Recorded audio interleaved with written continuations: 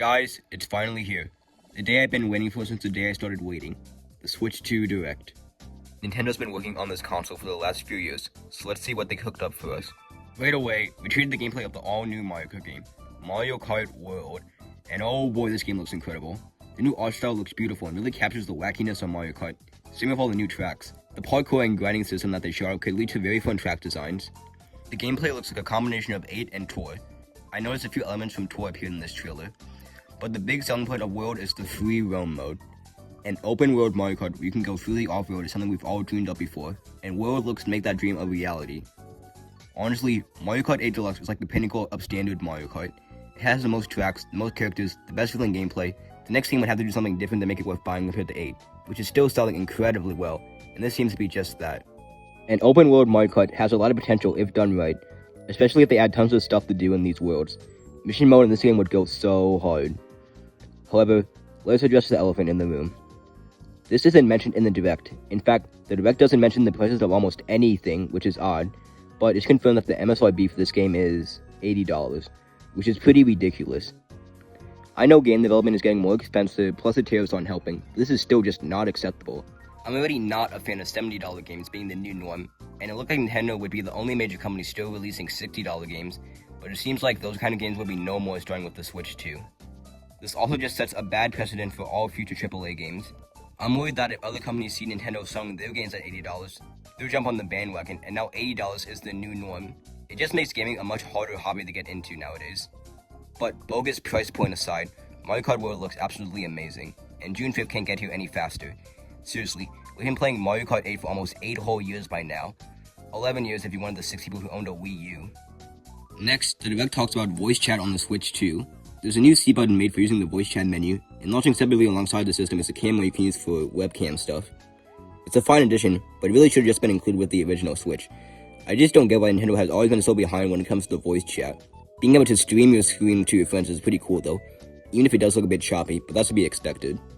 Next, they talk about Game Share, which lets you locally play multiplayer with people who don't own the game. Again, cool, but the DS was doing this almost 20 years ago. Then they go over the actual console and all the new bells and whistles it has. Just a bunch of nice quality of life improvements.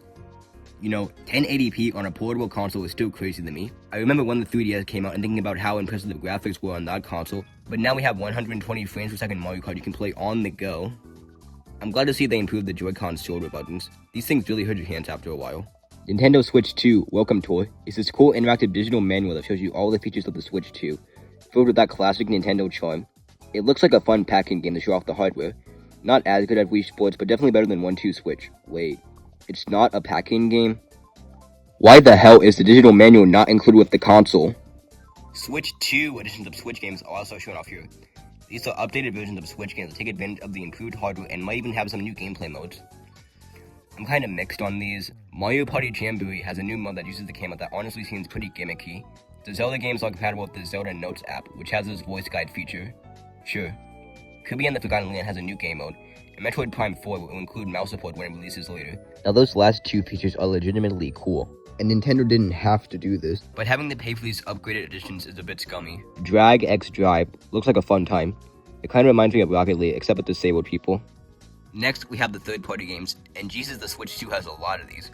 We got Elden Ring, Street Fighter 6, which launches with these sick-ass amiibos, Madden, Hitman, a Bravely Default remaster, a new James Bond game, Yakuza 0, and a brand new Warriors game set in the Zelda universe. It's great seeing all these companies support the Switch 2, considering how Nintendo lost most of that support during the Wii generation, and it took a while for them to regain that support with the Switch. We're getting GameCube games, bitches. They finally did it. I never thought we'd see the day. GameCube games are not only stupid expensive, but also stupid good. And I'm glad Nintendo is finally realizing the demand for these games with this and the Thousand Year Door and Metroid Prime remakes. Only 3 games are there at launch, but those 3 games are certified hood classics. Also, we're getting a GameCube controller for Switch 2. Finally, a reason to use my thumbs. After a few more cool third-party games are revealed, including Deltarune Chapters 3 through 4 and Silksong, people definitely like that. We get a look at the last 3 exclusives. First up is The Duskbloods, a new game by From Software, the company behind Bloodborne and Elden Ring. This game is apparently a battle royale style game with horror elements, though it's hard to tell by the trailer, which doesn't tell you a whole lot about the game. This game doesn't really seem up my alley, although I am glad Nintendo is getting more M-rated exclusives.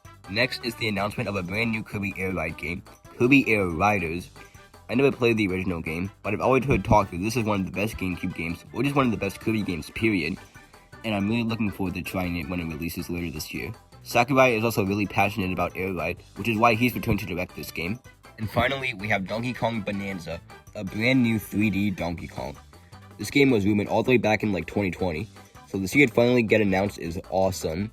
This ape hasn't gotten a new game since the Wii U, and that makes me sad. The game itself looks solid, a lot more combat focused than the previous Donkey Kong games. It's kinda giving me Jungle Beat vibes in terms of how weird it is, which hey, Jungle Beat was a great game, so don't take that as an insult. They never mentioned the console's price in the Direct, but Nintendo confirmed the Switch 2 would retail for $450, which is pretty steep for a Nintendo console. I honestly thought it would retail for $400, but oh well. $450 isn't a horrible price considering how powerful the console is, but it's not exactly a great price either. Overall, I think the Switch 2 will be a great console, but some pricing decisions leave me worried for its future. I really hope Nintendo listens to the criticisms and goes back on some of the prices. I can accept paying $450 for the console, actually $500 because I'm getting the bundle, but $80 to $90 for games are ludicrous. Same with making people pay for the digital manual. But ignoring that, the hardware looks great, the third-party support might be the best of any Nintendo console since the SNES, and while I wish there was one more first-party launch title, after all, most Nintendo consoles launch with at least 2 or 3, Mario Kart is more than enough to hold me over. That's all I wanted to say, and please don't take anything I said in this video too seriously. I own Wreck-It Ralph on the Wii. I clearly have no standards. If you disagree with what I said, that's awesome, man. Just don't be a dick about it. Anyway, I should probably go to bed.